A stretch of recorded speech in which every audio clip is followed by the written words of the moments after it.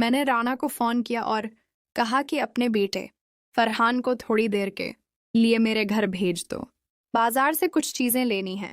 دل میں آج کچھ عجیب سا طوفان اٹھ رہا تھا۔ میں چاہتی تھی کہ آج کسی نہ کسی طرح فرحان کے ساتھ وہ گہری قربت حاصل کر لوں جس کے خیالوں نے میری راتیں جاگا رکھی تھیں۔ فرحان رانا کا بیٹا تھا اور رانا میری قریبی اور پیاری سہیلی تھی۔ جب بھی میں ان کے گھر جاتی تو فرحان کی نگاہیں مجھ پر ٹک جاتے، اس کی آنکھوں میں وہ چمک ہوتی جو چھپانے کی کوشش کے باوجود صاف نظر آتی۔ مجھے علم تھا کہ اس کے دل میں میرے لیے کیا چل رہا ہے، کیونکہ اب میں خود بھی اسے اسی نگاہ سے دیکھنے لگی تھی۔ آج گھر میں مکمل تنہائی تھی۔ شوہر سعودی عرب میں نوکری کر رہا تھا، بیٹا 7ویں جماعت میں اور بیٹی 10ویں میں پڑھتی تھی۔ دونوں اسکول گئے ہوئے تھے۔ میں نے سوچا آج موقع ہے، بس فرحان آ جائے تو بس۔ تھوڑی ہی دیر میں فرحان دروازے پر دستک دے کر اندر آ گیا۔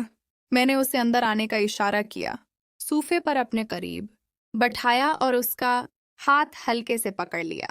فرحان چونک کر بولا، آنٹی یہ کیا کر رہی ہیں؟ میں مسکرائی اور کہا، تم مجھے اس طرح کیوں گھورتے رہتے ہو؟ وہ گھبرا کر بولا، بس یوں ہی آنٹی۔ میں نے اس کی آنکھوں میں دیکھتے ہوئے کہا، مجھے سب پتا ہے فرحان، تمہارے دل میں میرے لیے کیا ہے۔ میں بھی جب تمہیں دیکھتی ہوں تو خود پر قابو نہیں رہتا۔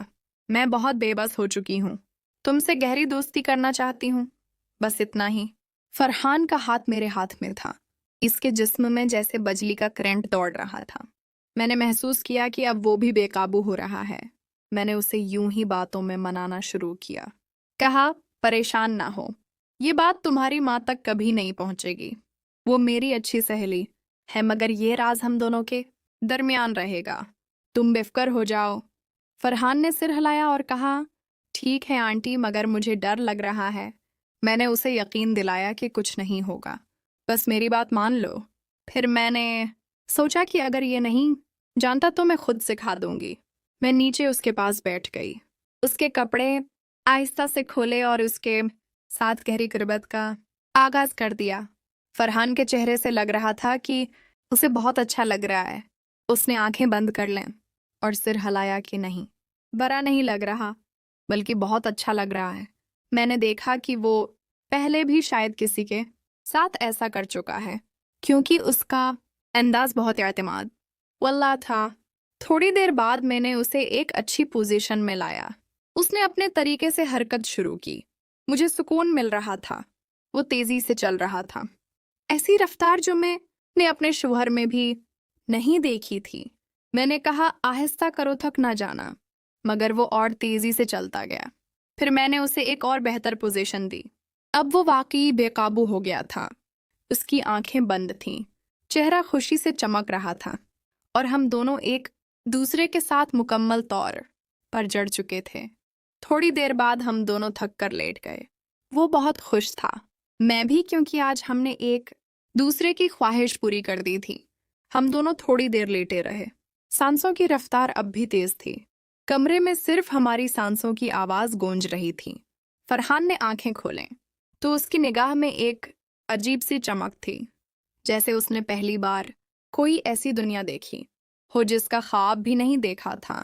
میں نے اس کے بالوں میں ہاتھ پھیرا اور آہستہ سے کہا، ابھی تو بس شروعات ہے، تم ٹھیک ہو نا؟ اس نے سر ہلایا اور مسکراتے ہوئے بولا، آنٹی مجھے کبھی اتنا اچھا نہیں لگا، آپ نے جو کچھ کیا وہ سب کچھ بہت خوبصورت تھا۔ میں نے ہنستے ہوئے کہا، ابھی تو تم نے دیکھا بھی نہیں، ابھی مزید بہت کچھ باقی ہے۔ میں اٹھ کر بیڈ روم کی طرف گئی، اسے ہاتھ پکڑ کر اندر لے گئی۔ وہاں روشنی مدھم تھی، پردے بند تھے، بس ایک لیمپ کی ہلکی سی روشنی کمرے میں پھیل رہی تھی۔ میں نے اسے بیڈ پر بٹھایا اور خود اس کے سامنے کھڑی ہو گئی، آہستہ آہستہ اپنے کپڑے اتارنے لگی۔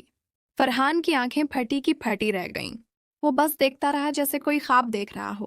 جب میں مکمل طور پر اس کے سامنے کھڑی ہوئی تو اس نے ہاتھ بڑھا کر مجھے چھوا۔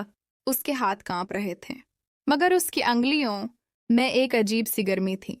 میں نے اسے اپنی طرف کھینچا، ہم دونوں بیڈ پر گر پڑے۔ اب میں نے اسے اوپر آنے دیا، اس کی حرکتوں میں اب پہلے سے زیادہ اعتماد تھا۔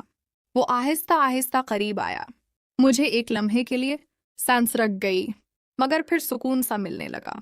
वो हरकत करता रहा, पहले आहिस्ता फिर तेजी से। मैंने उसकी कमर पकड़ी और कहा, और तेजी से करो, मुझे सब कुछ चाहिए। फरहान ने मेरी बात मानी।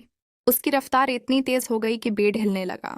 कमरे में सिर्फ हमारी आहें और जिस्मों की करबत की आवाज़ थी। मैंने उसकी गर्दन पर बूसे लेने शुरू किए। उसके कानों में आहिस्ता से कहा, तुम बहुत अच्छे हो, तुम्हारे जैसा कोई नहीं। वो और भी पागल हो गया। उसने मुझे मजबूती से पकड़ा और एक लम्हे मैं सब कुछ खत्म कर दिया। गर्म एहसास मेरे अंदर फैल गया। हम दोनों एक दूसरे से लपट कर लेट गए, पसीने से भीगे हुए। सांसों की रफ्तार अब भी तेज थी। थोड़ी देर बाद फरहान ने पूछा, आंटी क्या हम फिर कभी ऐसा करेंगे? मैंने मुस्कुराकर उसके माथे पर बोसा दिया और कहा, जब भी तुम चाहो, बस माँ को कुछ ना बताना, ये हमारा राज रहेगा। वो खुश होकर बोला, बिल्कुल नहीं बताऊंगा, ये सिर्फ हमारा है। मैंने सोचा कि आज जो हुआ वो शायद गलत था, मगर इस गलती में एक अजीब सा सुकून था जो बरसों से मुझे नहीं मिला था। फरहान उठा, कपड़े पहने। मैंने उसे दरवाजे तक छोड़ा। बाहर निकलते हुए उसने मड़कर देखा और कहा, शुक्रिया आंटी, आज का दिन मैं कभी नहीं भूलूंगा। मैंने मुस्कुराकर दरवाजा बंद कर दिया। अंदर आकर बेड पर लेट गई और सोचने लगी कि क्या वाकई ये सब खत्म हो गया, या अब ये शुरुआत है। दिल में एक अजीब सी ख्वाहिश अब भी बाकी थी। शायद ये राज अब हम दोनों को और करीब ले आएगा और मुस्तकबिल में मजीद ऐसी गहरी करबतें हमारी जिंदगी का हिस्सा बन जाएंगी